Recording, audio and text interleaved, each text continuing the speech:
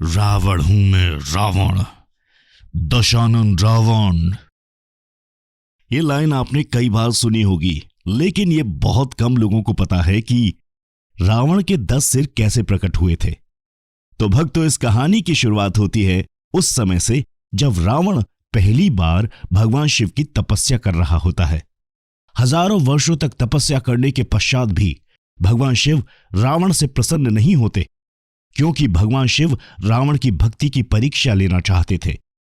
तभी एक दिन रावण भक्ति भाव में इतना डूब जाता है कि वो देवों के देव महादेव को खुश करने के लिए अपनी सिर की आहुति देने का निश्चय करता है और भक्ति भाव में वो भगवान भोलेनाथ को स्मरण करते हुए अपने सिर को अपने शरीर से काटकर अलग कर देता है। लेकिन हैरान की बात तब हो जाती है जब सिर काटने के बाद भी रावण की मृत्यु होने के बजाय वो जीवित ही रहता है और भोलेनाथ की कृपा से उसका दूसरा सिर प्रकट हो जाता है।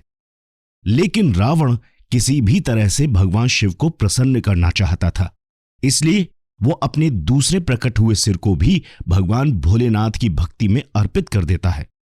लेकिन इसके बाद फिर से रावण के शरीर में एक और सिर निकल आता है, जिसे रावण फिर से काट देता है।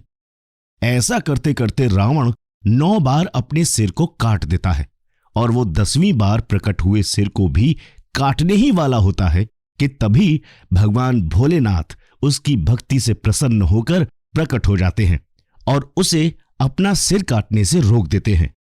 रावण की भक्ति से प्रसन्न होकर सबसे पहले तो भगवान भोलेनाथ उसके सभी कटे हुए सिरों को पुनर्जीवित करके रावण को दशानन होने का वरदान देते हैं और रावण की इच्छा पूरी करने के बाद वहां से कैलाश की ओर प्रस्थान कर जाते हैं। इसी दिन से रावण भगवान शिव का परम भक्त कहलाने लगा।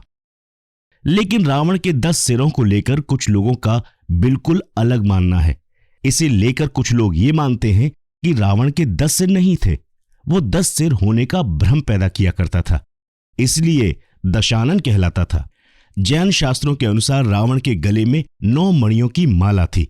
उन मणियों में उसका सिर दिखाई देता था, जिससे दूसरों को 10 सिर होने का भ्रम हो जाया करता था। दशानन को लेकर कुछ लोग ये भी मानते हैं कि रावण बहुत विद्वान था। उसे 6 दर्शन और 4 वेद कंठस्थ थे, इसलिए उसका नाम 10 कंठी भी था और बाद में 10 कंठी को ही लोगों ने 10 सिर मान लिया। आइए जाते जाते आपको रावण के 10 सिर किस प्रतीक से जुड़े हैं वो भी बता ही देते हैं। रावण का पहला सिर काम, दूसरा क्रोध, तीसरा लोभ, चौथा मोह, 5वां गौरव, 6ठा ईर्ष्या, 7वां मन, 8वां ज्ञान, 9वां चित्त और 10वां अहंकार के प्रतीक माने जाते हैं। तो भक्तों, ये थी रावण की दशानन होने की कथा।